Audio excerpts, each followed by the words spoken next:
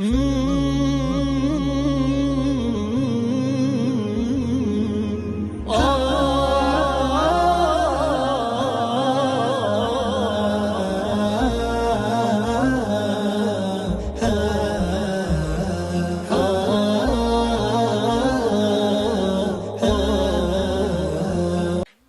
ni siku ya historia na siku ya kukumbukwa kwa wakazi wa Moyale kaskazini mwa nchini Kenya, hususan waumini wa dini ya Kiislamu, wakati ambapo dai wa kimataifa Sheikh Nurdin Kishki akihitimisha ziara yake katika mji huo kwa mahadhara wake wa mwisho. Ndugu zangu Waislamu wa Moyale, wama adraka ma Moyale, leo ni siku yetu ya mwisho katika Moyale. Tunaondoka tukiwa tuna majonzi. Moyale tumepokelewa mapokezi hatukutegemea. Video clip zimesambaa dunia nzima, nimetumiwa kutoka kila kona ya dunia, na kila anayenitumia ananiambia watu wa Moyale wanakupenda sana.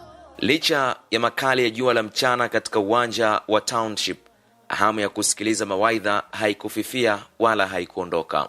Waislamu wa mji huu, wakina mama waliobeba watoto, vijana na wazee, walijitokeza kwa wingi kumsikiliza Sheikh Kishki katika mhadhara huo wa kihistoria. Ujumbe wa amani, umoja na mshikamano ulitawala, huku waumini wakionekana kuguswa na maneno ya mlinganiaji huyo wa kimataifa, huku wengi wakitamani muda ungesimama ili endelee kubaki nao. Kwa hiyo Waislamu wa Moyale, tupendane, tushikamane, tukamatane kwa maslaha ya Uislamu na Waislamu, na mkumbuke ya kuwa nyinyi mko boda, na hapa boda kuna challenges nyingi sana.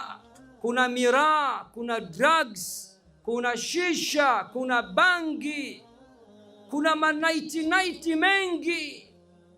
Musiposhikamana, vijana wenu hawawezi kuongoka kupata hidayah. Katika uwanja wa Township, ukimya wa kipekee ulitawala mara tu baada ya neno la mwisho la Sheikh Kishki. Licha ya jua kali lililokuwa likichoma, hakuna aliyekuwa na haraka ya kuondoka.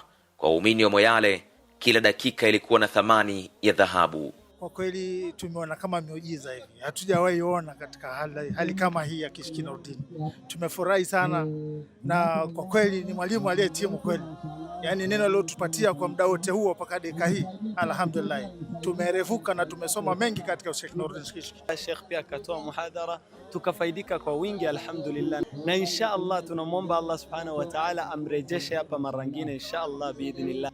Kwa wale ambao wameweza kusikiza Sheikh na kumfuatilia, tumefaidika pakubwa alhamdulillah, na tunaendelea kumwombea Mwenyezi Mungu Allah mpe maisha marefu na maisha ya khair insha Allah, na mjalie jannatul firdaus. Amefanya mambo mazuri na tujawahi pata event kama hii, na inshallah tunamtarajia arudi siku nyingine.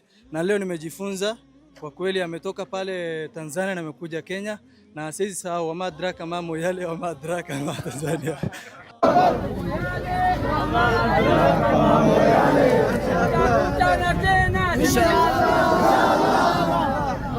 Upendo wa watu wa Moyale haukuishia tu uwanjani. Safari ya kuelekea Marsabit iligeuka kuwa msafara wa hisia. Kwa umbali wa kilomita 10, akina mama wakiwa wamebeba watoto wao juu ya bodaboda walimsindikiza Sheikh Kishki. Sisi ni watu wa Moyale, tunashukuru Mwenyezi Mungu. Mgeni amefika salama, tunamshukuru Mwenyezi Mungu. Yeye ametoka njia mrefu, tunashukuru Allah. Iwe keri tu. Wezi kuongea. Mpenzi yake tunali mafunzo alitupea. Na kumshukuru. Sheikh anaondoka mwambie. Aende salama. Asa Mungu ampe maisha mrefu na khair. Hata mimi nilikuwa nakaa huko Nairobi, lakini nikakuja nikapata Sheikh. Alhamdulillah, nimeshukuru. Na nilikuwa nasikiza sana mawaidha yake, lakini nashukuru Allah nimemuona live. Nashukuru sana na tumefaidika. Sheikh Kishki alilazimika kusimamisha msafara. Aliwapa maneno ya faraja akiwaomba wawe na subra na kuendeleza yale aliyolingania. Watu wa Moyale, wallahi hatuna la kuwalipa. Mmetufanyia ikram kiasi ambacho tunaona mpaka haya na aibu. Allah subhanahu wa ta'ala kulipeni kila la kheri. Amin. Kuna kina mama wapo kwenye bodaboda, wallahi wameniumiza sana roho. Moja amebeba mtoto.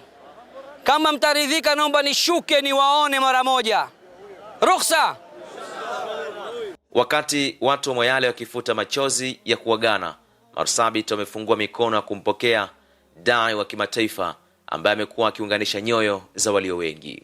Hapa msafara wa zaidi ya magari 11 ulikuwa tayari kublaki mgeni huyo wa kishindo. Vipi hali?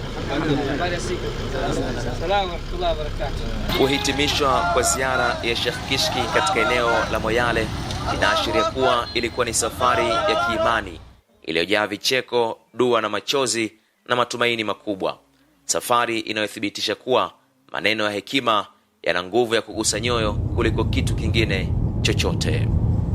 Khalid Omar, Kishki TV na Al Hajar TV, Moyale, Kenya.